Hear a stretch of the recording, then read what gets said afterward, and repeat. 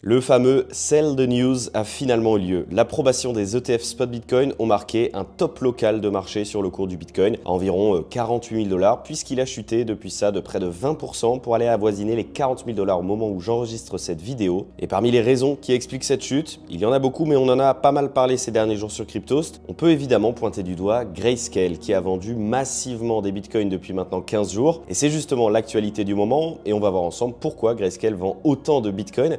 Et combien de temps cela peut-il encore durer?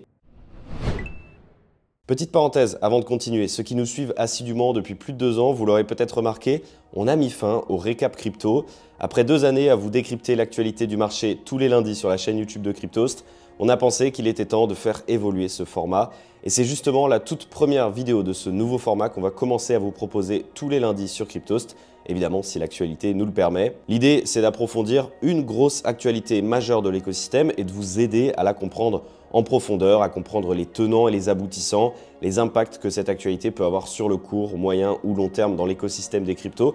Alors j'espère évidemment que ce nouveau format va vous plaire tout autant que le récap crypto vous a plu. J'attends donc vos avis en commentaire et on passe à la vidéo. Bon, vous l'avez constaté et on le disait en introduction de cette vidéo, le cours du Bitcoin a reculé de près de 20% en une semaine, chutant même en dessous des 40 000 $. Alors, cette baisse, elle est explicable par l'approbation des ETF Spot Bitcoin qui a mis fin à une période d'anticipation et d'attente de tous les investisseurs qui justement attendent maintenant le prochain signal haussier et potentiellement d'ailleurs le halving. Mais si on essaye d'aller un petit peu plus loin dans l'analyse, on se rend compte rapidement que ça n'est pas simplement un effet de masse, mais qu'il y a bien des raisons liées à l'acceptation des ETF et qui expliquent directement la chute du cours du Bitcoin. Et ces raisons, eh bien, c'est les ventes massives de la part de Grayscale à coût de centaines de millions de dollars par jour. Alors, regardons ensemble ce tableau récapitulatif de la situation des ETF depuis le lancement et qui a été publié le 24 janvier par Bloomberg. Au total, il y a eu 982 millions de dollars de flux entrants sur l'ensemble de ces ETF. Et si on exclut le GBTC de Grayscale, on est à 4,9 milliards de dollars de flux entrants. Vous allez me dire pourquoi? Eh bien tout simplement parce que Grayscale a connu 3,9 milliards de dollars de flux sortants, ce qui est évidemment énorme. Petite parenthèse pour que vous ayez le contexte, mais comme vous le savez certainement déjà, le Grayscale Bitcoin Trust, donc le GBTC de Grayscale, c'était un produit financier qui existait depuis plus de 10 ans avant d'être converti en un ETF spot, comme on le sait, et il accumulait près de 25 milliards de dollars de valorisation. Toutefois, on a constaté qu'après l'approbation des ETF spot, de nombreux investisseurs ont décidé de sortir de leur position et de vendre leur GBTC. Et comme Grayscale avait plus de Bitcoin en stock qu'elle avait de dollars investis par ses investisseurs, il fallait naturellement rééquilibrer tout ça, ce qui explique qu'elles vendent massivement des bitcoins. C'est tout à fait logique. Alors, vous devez vous dire certainement, les investisseurs qui ont vendu leur GBTC sont peut-être allés vers d'autres fournisseurs d'ETF, ce qui serait tout à fait logique, notamment parce que Grayscale applique des frais très importants. Eh bien, tenez-vous bien, mais ça n'est pas du tout le cas. En tout cas, pas vraiment. Et oui, on vous l'a révélé cette semaine sur Crypto, seuls 10% des vendeurs de GBTC ont réinvesti sur Bitcoin via d'autres ETF et donc 90% d'entre eux ne se sont pas réexposés au marché tout simplement. Alors pourquoi ça? Eh bien, je vais vous exposer ma théorie sur le sujet. Pendant plus d'1 an et demi, le Grayscale Bitcoin Trust avait un discount, une décote par rapport à l'actif sous-jacent, donc par rapport au Bitcoin. C'est-à-dire que si vous achetiez le GBTC en décembre 2022, vous touchiez votre Bitcoin à moitié prix. De mon point de vue, tout au long de l'année 2023, il y a des investisseurs institutionnels qui se sont dit « Ok, il y a une décote sur le GBTC, eh bien on va parier sur le fait que la demande de conversion en ETF spot va être acceptée et donc que naturellement ce GBTC va recoter. » Et donc finalement, je pense qu'il y a pas mal d'investisseurs qui ont pris une position sur le GBTC pour faire une sorte de stratégie d'arbitrage, c'est-à-dire qu'ils ont acheté à moins 30% ou moins 25% ou même moins 15% du prix réel du Bitcoin et qu'ils ont attendu la recote pour revendre. Et c'est ce qu'ils ont fait. Et c'est pour ça qu'il y a autant d'outflow sur le GBTC de Grayscale. Ce sont simplement des investisseurs qui n'en ont un petit peu rien à faire du Bitcoin et qui ont parié sur le fait que les ETF allaient être acceptés. Alors est-ce que ça signifie que ça y est, que c'est terminé, que la pression vendeuse va s'estomper et donc on va enfin pouvoir profiter des effets positifs de ces ETF sur le cours du Bitcoin? Eh bien ma réponse, elle est plutôt mitigée et je vais vous expliquer pourquoi. Et c'est une autre partie de l'actualité de cette semaine qu'on vous a proposé d'ailleurs en exclusivité sur Cryptost. Et je tiens à le dire, je vous l'ai proposé moi-même en exclusivité sur mes réseaux sociaux cette semaine, notamment sur Twitter. Alors, je fais souvent ce genre d'analyse uniquement sur Twitter, donc si vous voulez ne pas les manquer, je vous invite à me suivre, le lien est dans la description et c'est un soutien énorme pour moi, donc voilà, merci à tous ceux qui le feront. Bref, concrètement, pour vous poser les bases, Grayscale, c'est une entité qui appartient au groupe Digital Currency Group, qui détient également une autre société dont vous avez déjà beaucoup entendu parler, notamment en fin d'année 2022, puisque c'est Genesis Trading. Et Genesis est très connu parce que c'est l'une des entreprises qui a le plus subi la faillite de FTX et l'année catastrophique qu'on a connue sur le marché crypto en 2022, à tel point d'ailleurs que Genesis a fait faillite en début d'année 2023 et qu'elle doit actuellement plusieurs milliards de dollars à ses créanciers, et notamment à Gemini, la plateforme d'échange des frères Winklevoss. Mais comme vous le savez, Genesis, ça n'a pas été la seule entreprise qui a fait faillite en 2022 à cause du marché crypto.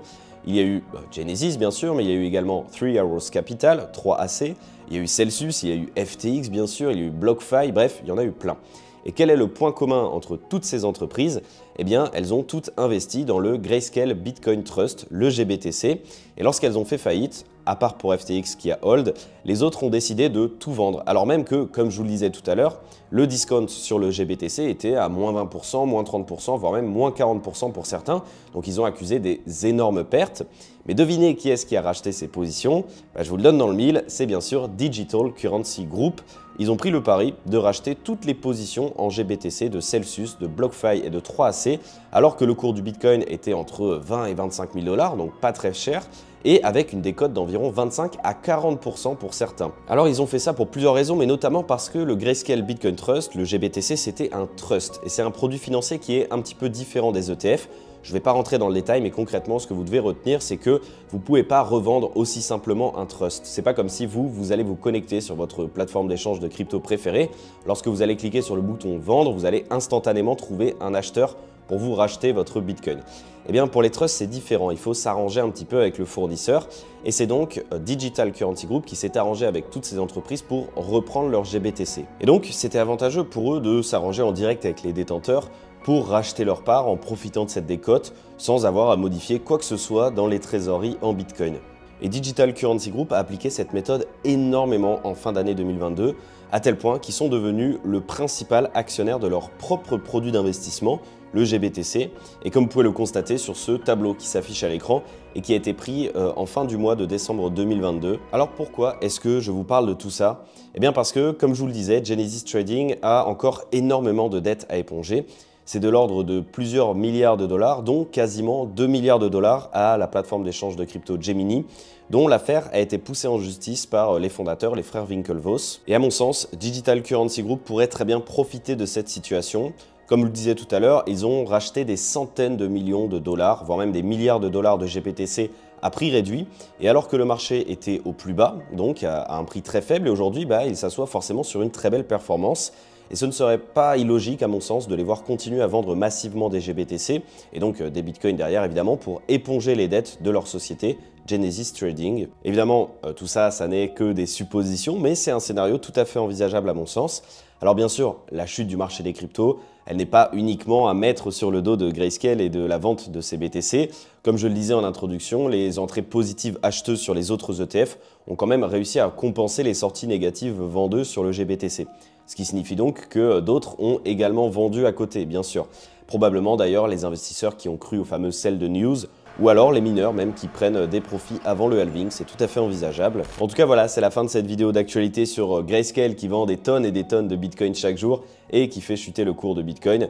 C'était un résumé de plusieurs articles qui sont disponibles sur Cryptost et de mes propres analyses personnelles. J'espère que cette vidéo vous aura plu. Comme vous l'avez compris et que je vous l'ai expliqué au début, c'est un format qui va remplacer le récap crypto.